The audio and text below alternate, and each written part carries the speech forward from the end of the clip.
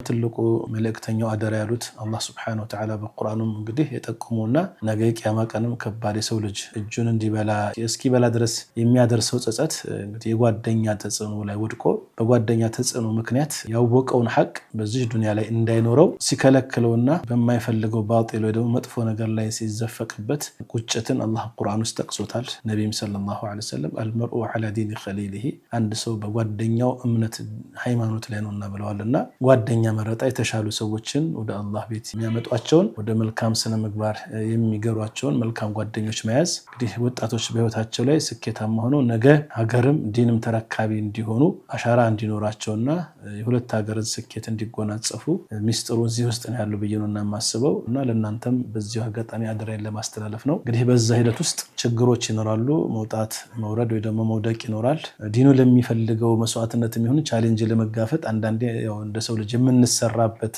ምክንያት ሊሆን ይችላል።